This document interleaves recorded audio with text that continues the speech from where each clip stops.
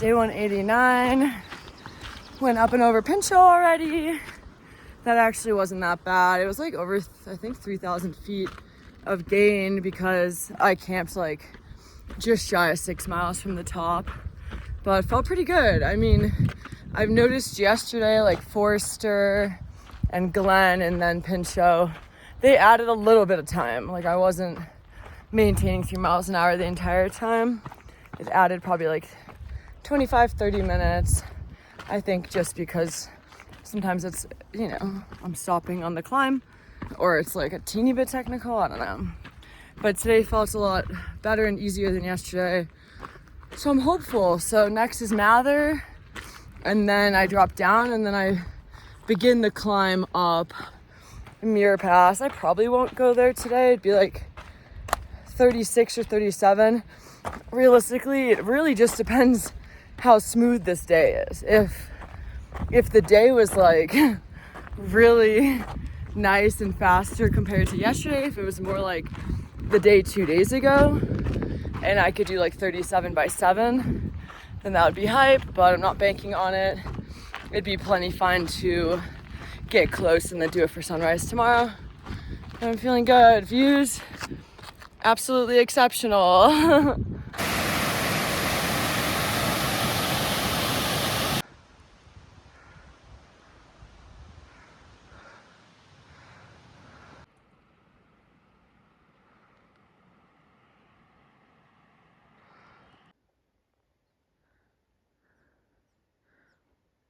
Hello, Piker. Bye.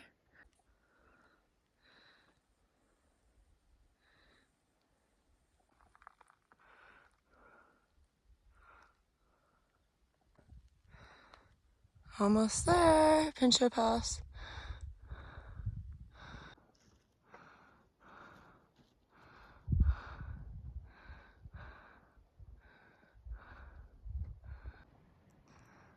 So beautiful. Last time I was here in 2022, I sunrised almost every pass that I could, and I cried like every day.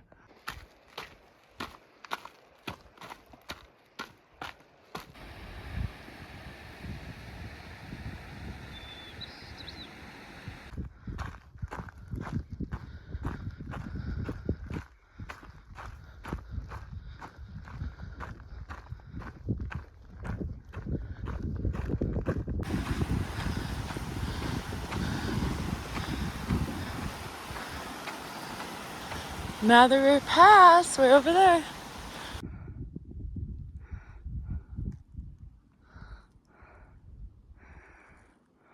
Okay, this is wild. In 2017, there was so much snow. That's clearly the pass. I can see people up there. 2017, we went up this way, which is friggin' terrifying to think about. Don't know how I didn't die on the PCT in 2017 in the record snow year. But this is one of the best passes in no snow because we're just gonna switch back up nice and easy to get up there. There's the pass.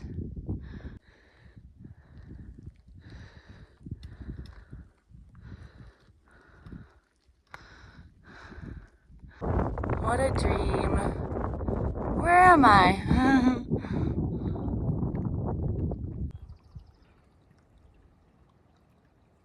So pretty here. It's blooming. So lush. So pretty.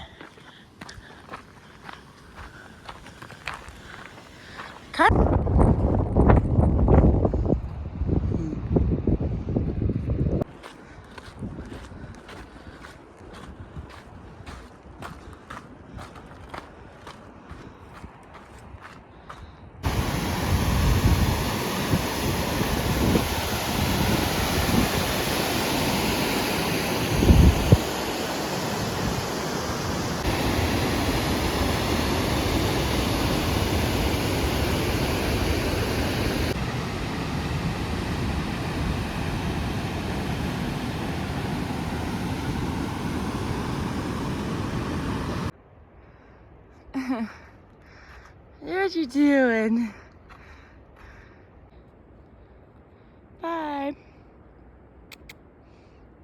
Wow.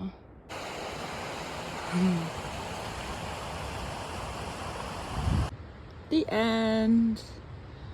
I could have gone further, but I love stopping around 7:30, and I did 33 miles, and the mileage is working out pretty perfectly to go into Mammoth as long as the shuttle is operating on Friday morning. It's day 190. Can't believe it's almost day 200. I have, I don't know, 2.5 miles to get up to the top of Muir Pass. Slept amazing. Views this morning are exceptional. Camped with one other hiker last night who I met 2 days ago. She's really nice. She's doing the John Muir Trail. Got in touch with my dad yesterday because I gave him the little task of, I gave him the phone number for Red's Meadow, which is like a resupply location just off the trail that in 2017 and 2022, depending on the time of year, they do like a shuttle into Mammoth. So I was curious if that's running, and it is running, which means I have to hike today and tomorrow, and then the following day, Friday morning, I'll be able to go into Mammoth, which is so cool. Wasn't planning on going there because I didn't want to do any side trails, add any mileage, but I can just get a shuttle in, shuttle out. But I'll probably stay and catch up on stuff. I haven't had service in 5 days, so I was already behind on posting. Now I'm in the friggin' danger zone. Good morning.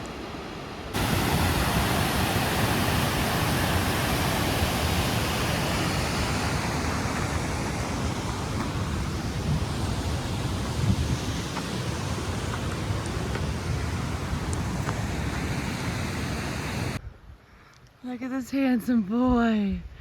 Look at him. Anyone? Hi. Oh, there's another one. Is it a boy too? Hi, baby. Wow. It's another boy. Ah. Good morning. Y'all looking like reindeer. Look at that.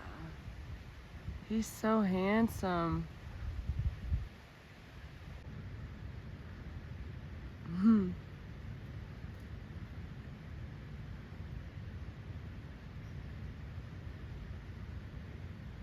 Hungry.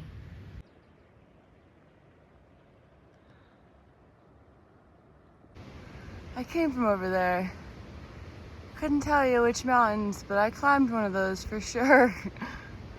It's probably the most snow I've had to go across so far.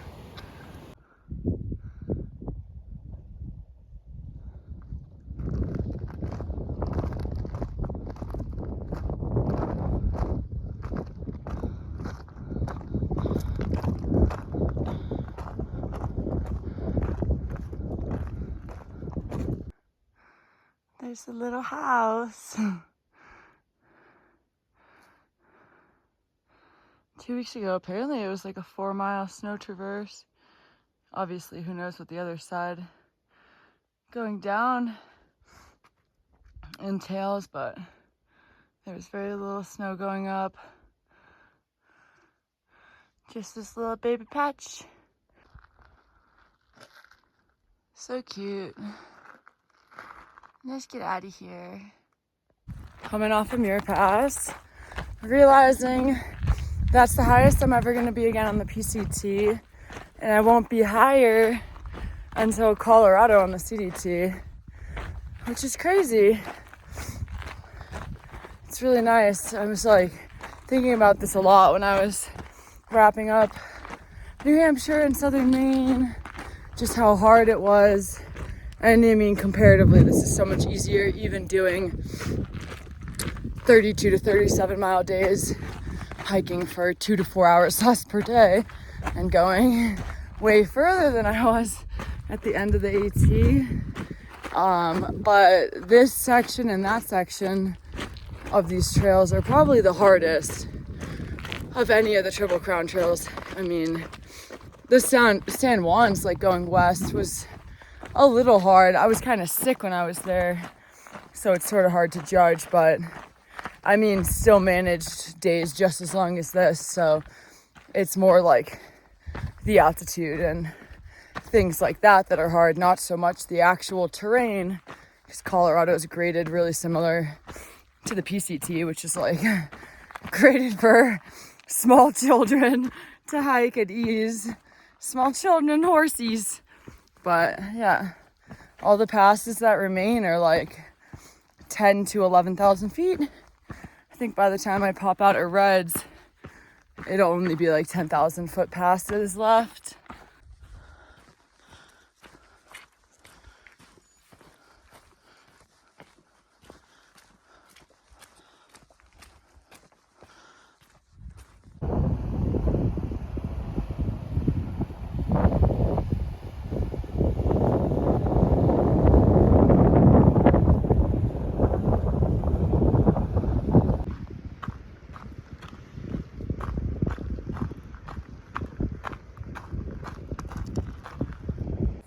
Okay.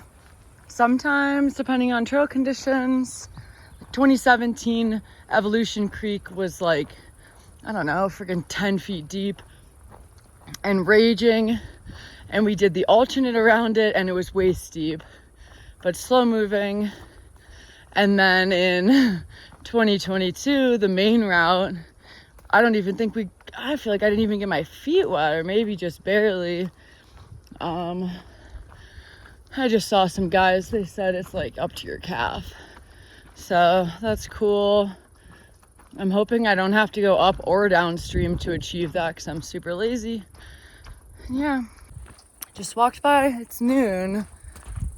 Never really know how involved you should get in other people's lives, but it's obviously not early in the morning or late in the evening, but just past two people like with camp set up, and we're not near anything where you could be base camping anything. It's kind of concerning. Another guy was walking by at the same time. I just pointed it out to him. He didn't seem super worried, but I mean, most people aren't really hiking that early. From what I've seen from passing tents, like most people aren't really even hiking until 7 or 8. Some people are hiking even later in the morning. So I don't know, hopefully they're not sick or something, but I mean, now we're down to like 9 or something thousand feet, so I don't know.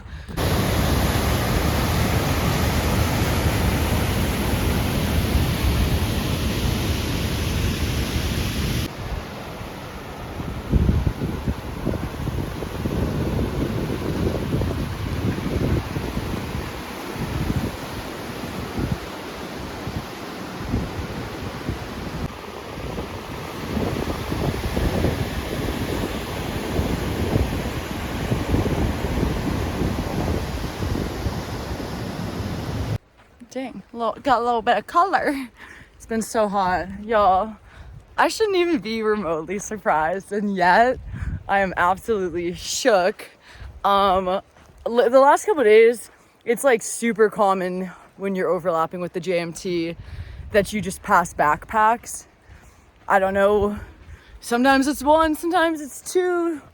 I don't know if people are using the bathroom or they're getting water or what. I think it's like really, really common sense. Normally on backpacking trips that you never leave your backpack anywhere because an animal could get into it. A bear could literally drag it off. That's actually not that uncommon. But so I just walked past the backpack. I'm kind of looking around, wondering where the person was, and look up probably 4 or 5 feet away from upstream by this water source. And just based off the movements, like it's pretty obvious the person is scrambling, clearly going to the bathroom. Does it need to be said? Does it really need to be said when it's like there's woods everywhere? Does it really need to be said that you shouldn't be upstream from a water source, 5 feet from a water source, going to the bathroom? Does it? I'm shook. I mean, I get it. A lot of the people out here are probably backpacking for the first time in their entire lives. I think the JMT is like a really common first backpacking trip for people. You can tell just by the gear. It's also like a gorgeous like bucket list type of place to come to. And there's lots of places to pop off and resupply so you can keep your pack pretty light. But I don't know why I'm like so shook by that. But like I'm surrounded by really good forests. The type of forest where you'd only have to walk like literally like a very short distance into the woods and no one could see you. And yet this girl is right by the water source upstream taking a shit. Are you crazy? My little brain can't even handle it. Had to be said.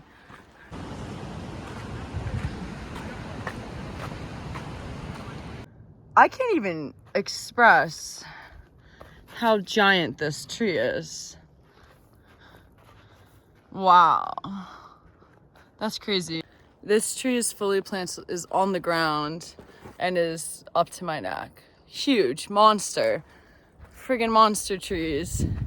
This one's like split because it was in the way of the trail, and it is literally as tall as I am. Ah!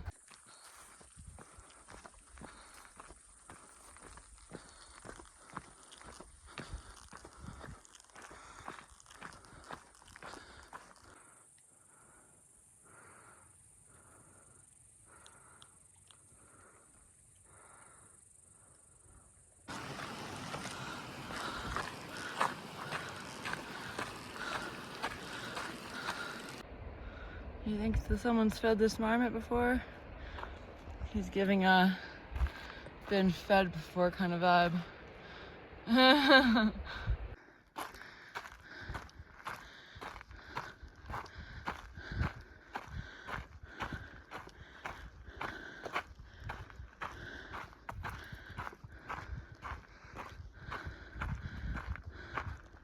It's the end of the day. I just got up to the second pass of the day.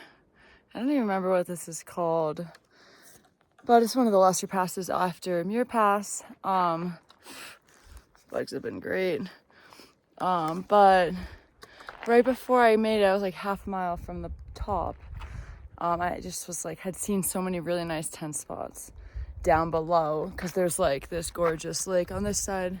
There's a gorgeous lake on that side, and there was a guy camped at like the best spot ever, but it's a spot that you'd have to get water and go to and then get water after.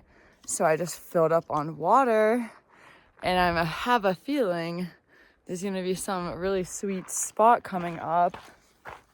And I did that on purpose, so I don't have to like go down to water if I do find like some really nice spot, because I was only thinking I was gonna maybe go 30 miles today, just because I didn't want to, I didn't want to feel pressured all day to get up and over this pass, because the top of this pass was 32 into the day.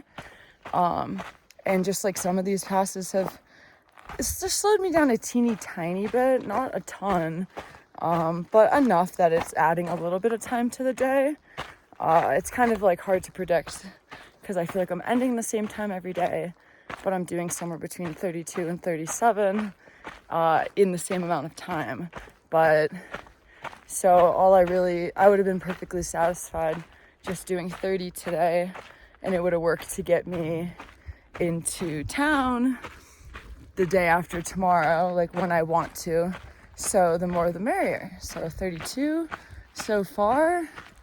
We'll see. I'm just gonna go until I find a really sick spot, and then tomorrow, I really only have to do 30, 32 or something, which has been feeling pretty chill. And the major mountain passes of the Sierra are all behind me. All the remaining passes are like this one. It's like you're still climbing a lot. I think it was like over 3,000 feet of elevation gain in, 7 or 8 miles or something.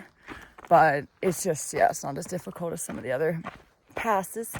But I'm pretty sure I'm about 40 miles, maybe 42 miles from Red's Meadow, where I'm gonna get a shuttle into Mammoth to resupply, which I'm so excited about. I'm gonna eat so much food. It's the 5th day out from Kennedy Meadows today, so by then it'll be the morning of the 7th day, and I'll be pretty hyped to be in a bigger place and be there like all day. Like, I don't care. I mean, if I didn't go into Mammoth and I went in and out, then I would be averaging 35 miles a day. But even if I go into Mammoth and do like a super short day, like, I don't know, 8 or 10 miles, I'll still be averaging 30 miles a day for this first stretch of the Sierra, which I think is really good. I didn't need to do anything crazy. So yeah, I'm psyched. I mean, Mammoth, I might as well go in and take advantage of Mammoth, because after that it's going to be Kennedy Meadow South, which is, I mean, they got some stuff going on, but it's not exactly like a big town. And then I'll just have to see how the miles play out for South Lake Tahoe and Truckee, which are two of my favorite resupply stops on the trail, like super nostalgic to me because of flipping. Well, I got off in Truckee or around Truckee on the PCT in 2017, and I flip-flopped in 2022. So I went to Truckee twice. Yeah, I'd love both those areas, but I'll just have to see, yeah, how the mileage breaks down and like if I can get set up rides and stuff, because it'd be a great section of trail to do like a big day and get a ride into town and stay in town, eat and chill, and still get back out and chill the next day. There's a lot of support and trail angels in that area. I know Outside Jay, who's been helping me out, South Lake Tahoe is like kind of his backyard. So we will see. But now I gotta find a sick camp spot for the night.